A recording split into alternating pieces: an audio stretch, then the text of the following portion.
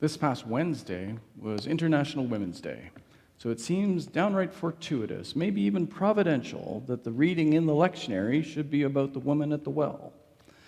And I'm going to suggest in this sermon that if Christians really listened to the message of this particular story, Christianity could have been radically changed and maybe still will be radically changed.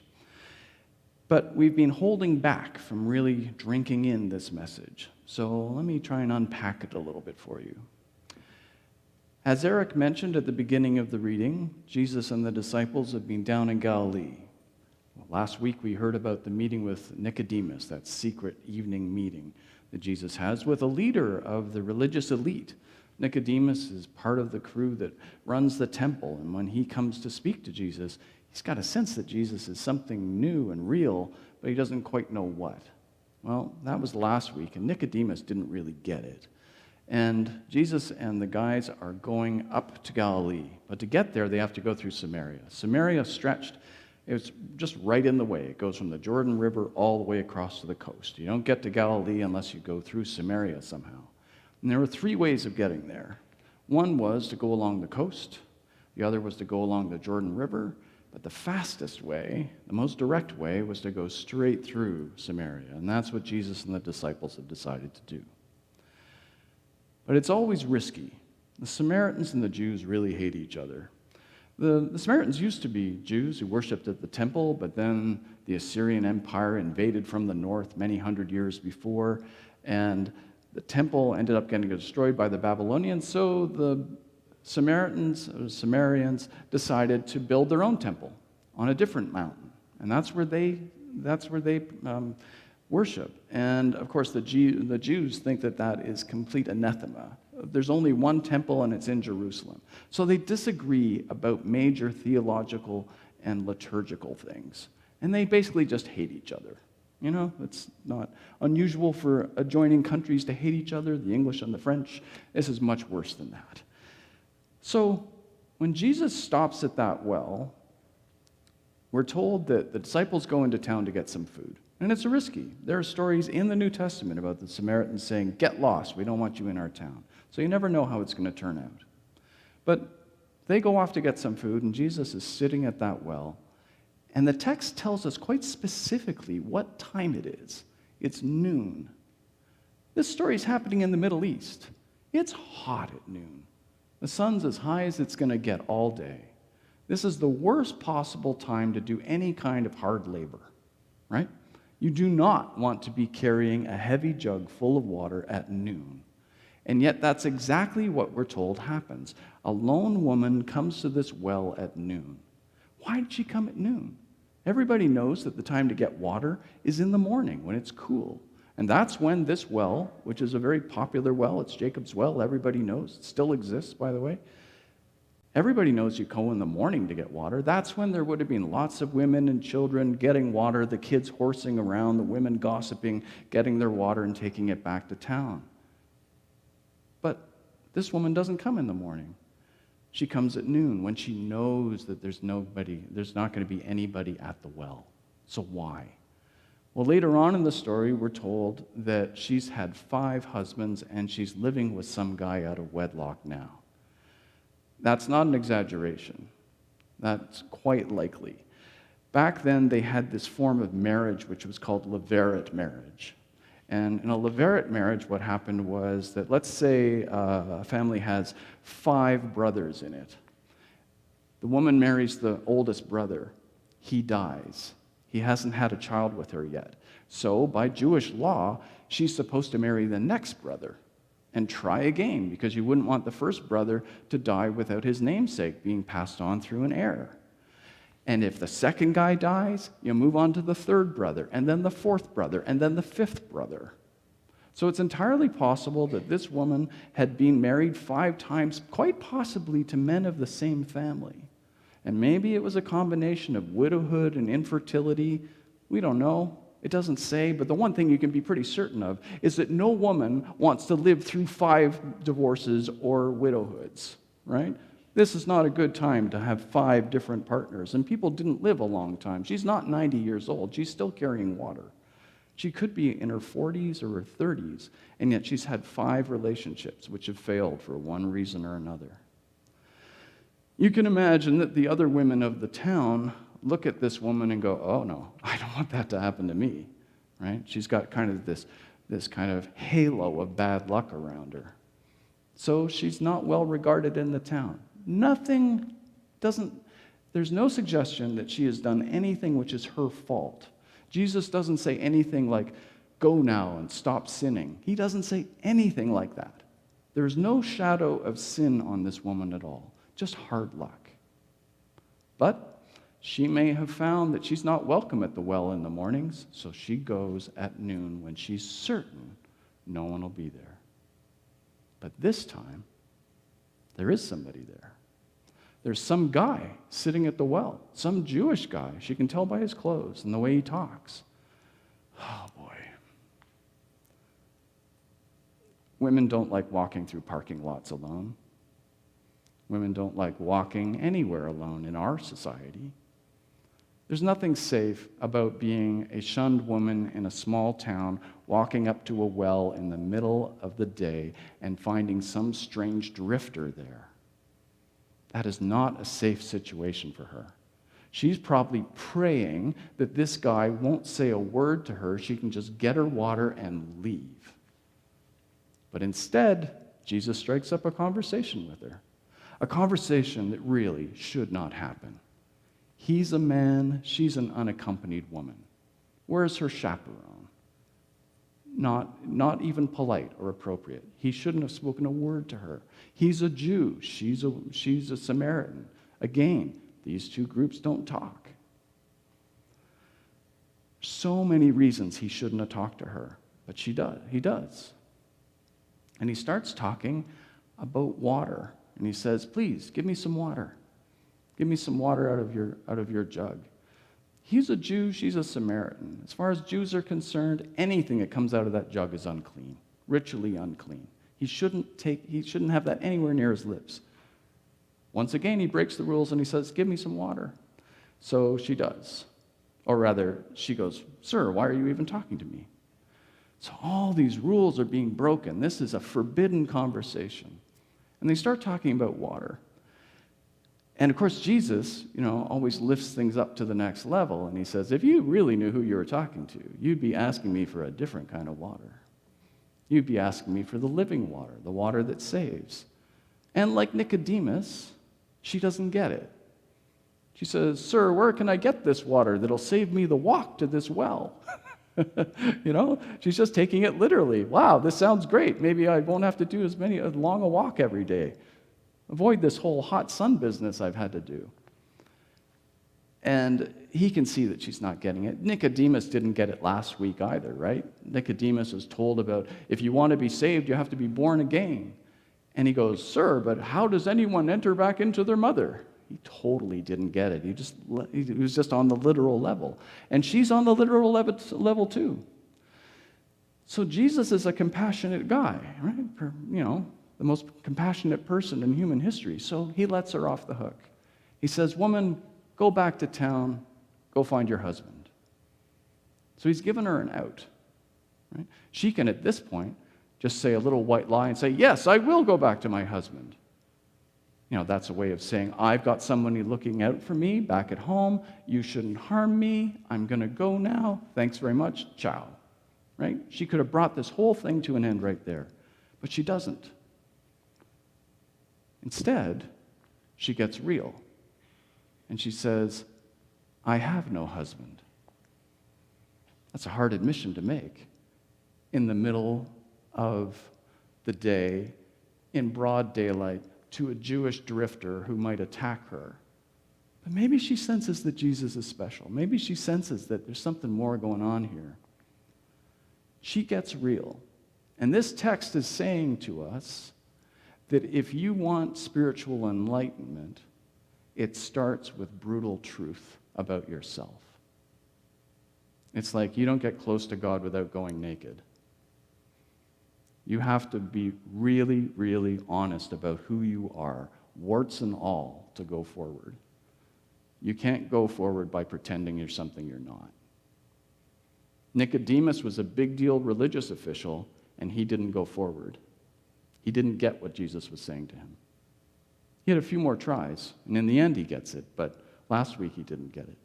But she goes, I have no husband. So she admits the most difficult thing about her life to this perfect stranger. And that's when things get interesting.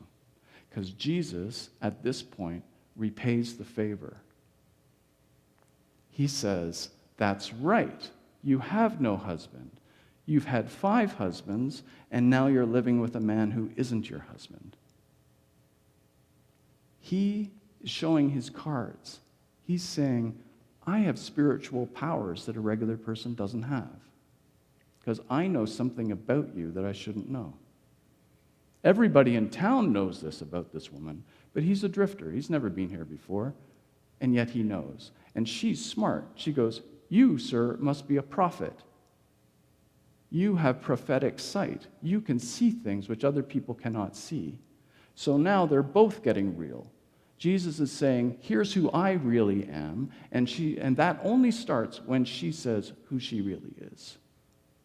So if you're wondering about your relationship with God, strip off the pretending. Take away the things which you would like to be but aren't, and just come as you are.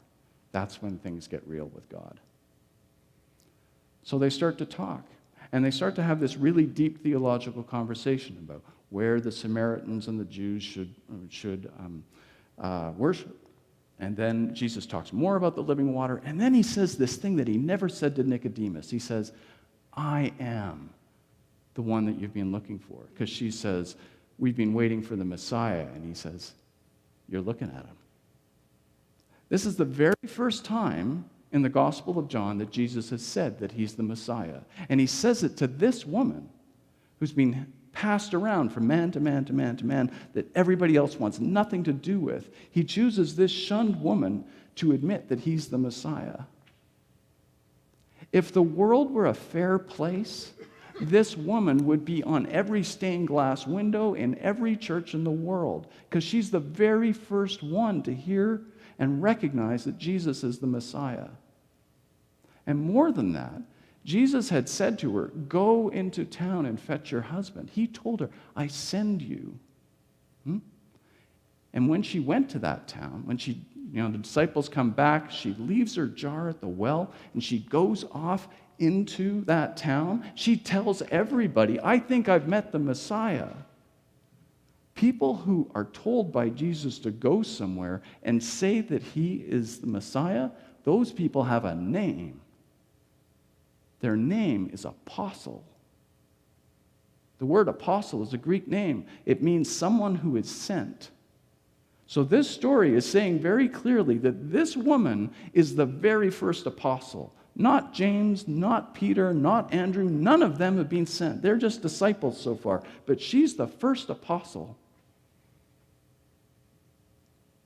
And you know what? In the Greek Orthodox tradition, this unnamed woman is considered the first apostle. She's called the first apostle she's said to be the woman who is equal to all the other apostles. She's recognized as an apostle. And they even gave her a name. Her name is Fotini, and we've got a picture over here. This is a Greek icon of Fotini. Fotini means the enlightened one. She's a big deal in the Greek Orthodox tradition. And they even gave her a story after this. The Bible just stops, right? She obviously was the one who brought Jesus to that particular Samaritan village, and she was probably the one who established a church there.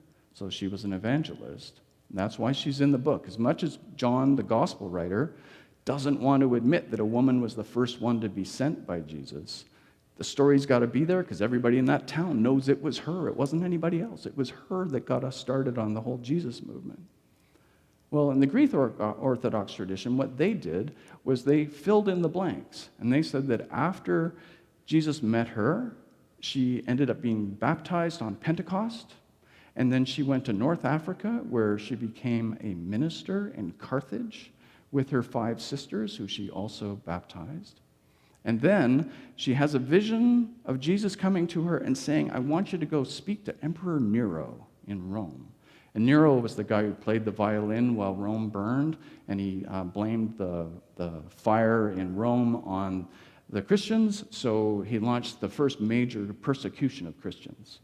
So she has this dream from Jesus, you've got to get to Rome and talk to Nero. So in the story, she goes to Rome, she talks to Nero. He, of course, has no interest in being converted, but instead he tortures her and her sisters, and she's eventually thrown down a well where she's martyred after being tortured in all sorts of other ways. So she's got a name in the Greek Orthodox tradition. But in the West, she's the unnamed woman at the well. And in the West, what happened was the men who wrote the Bible down, the men who carried the Bible message forward in the West, they said, well, she was obviously promiscuous. How could she have 5 husbands if she wasn't promiscuous? She was a sinner. This is an example of Jesus being kind to a sinner. And they don't recognize her as an apostle. You know, the only apostles are the disciples, the male disciples that Jesus traveled with. There are no female disciples in the Western tradition. And as a result, in the West, worldwide, 60% of all Christian churches don't allow women to preach or be ministers. Right? The Roman Catholics don't allow it, even though they can barely find any men to be priests anymore. It's getting to be a desperate situation among the Roman Catholics. In South America, Pope Francis floated the idea, maybe we could get married men to be priests, because we've just run out of single guys who want to do the job. There are not enough men to go to seminary anymore. You know, there's an obvious solution to this, but, they're not going there. They don't want to take on women as ministers. So 60% of the world, when they go to church, there's no women at the pulpit. Here in Canada, it's a little bit better. Roman Catholics make up just over half of all Christians in Canada. So just over half of all Christians don't have women at the pulpit. The United Church of Canada, better. 40% of churches have women in their women as ministers. So good. It's a bit better. Well, it's a lot better. We could do better, though. So why is this, though? How did we get into this situation if the story is so clear that Jesus sent a woman out and she was the first one to preach the gospel, the first one to say that he was the Messiah? Why is it that we're stuck with so many churches that deny that this woman was an apostle? Jesus seems pretty clear on the idea that women can preach, that women can be disciples, and that's all through the Gospels. But many, many times when you're looking for the reason that things are deeply conservative in churches, the place to look is not to Jesus, but to Paul. And here's what Paul had to say about women in churches. Women should remain silent in the churches. They are not allowed to speak, but must be in submission, as the law says.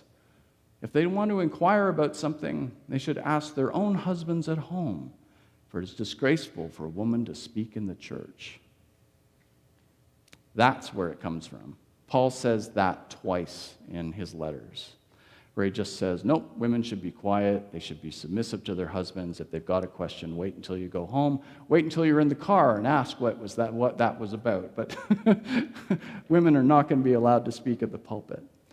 And churches have followed Paul. They haven't followed Jesus on this, they followed Paul.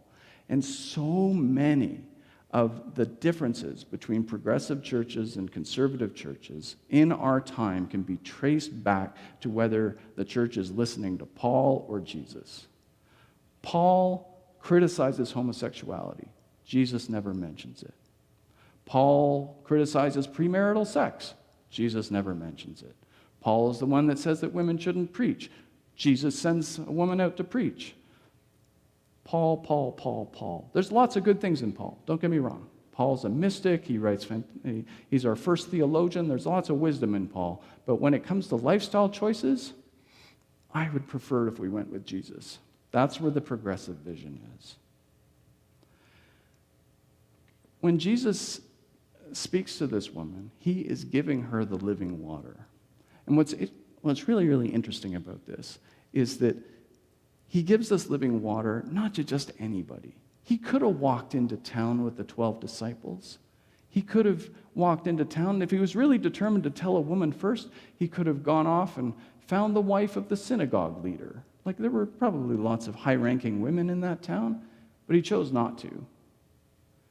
He chose to reveal the living water to this woman who was shunned by her society.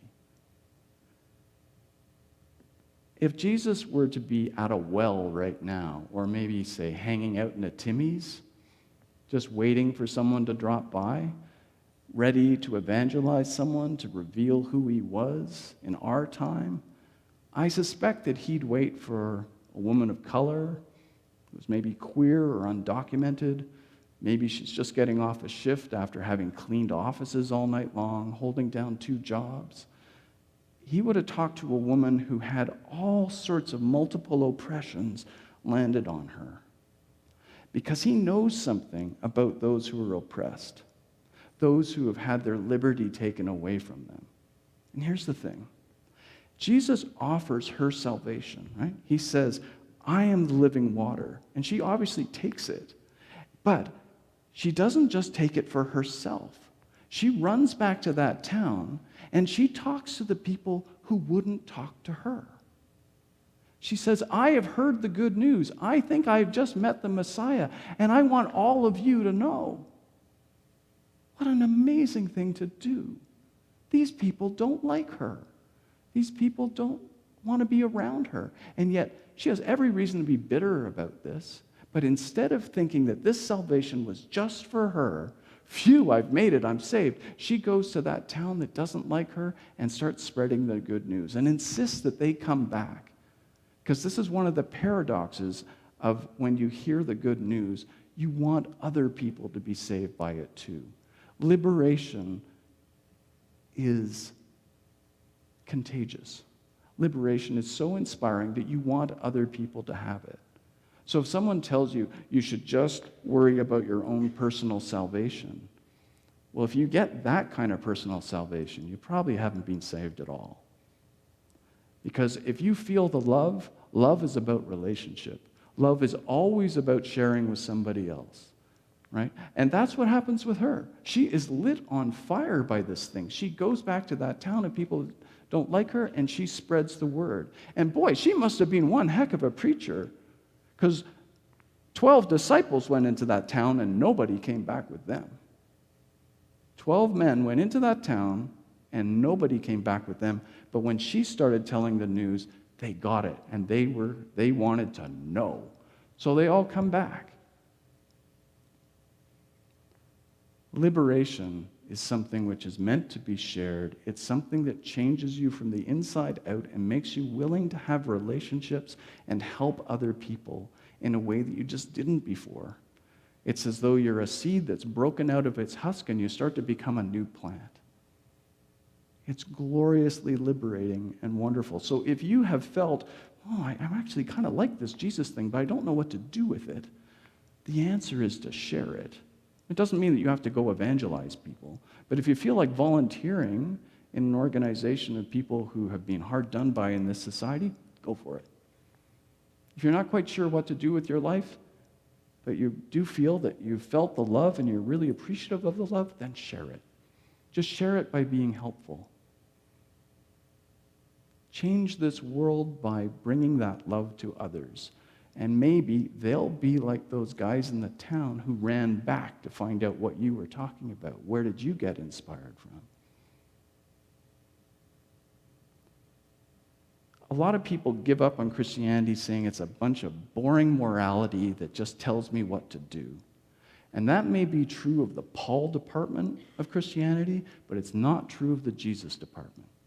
Jesus is asking for a kind of radical liberation which could make this world fantastic, wonderful, heaven on earth, if we could actually break out of our shells to do it.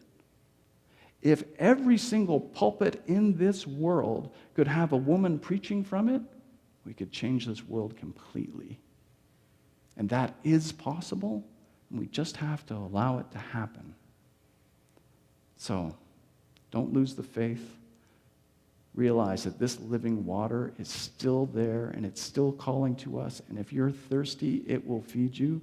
Just be honest about yourself, and it can be yours. And that indeed is a blessing. Amen.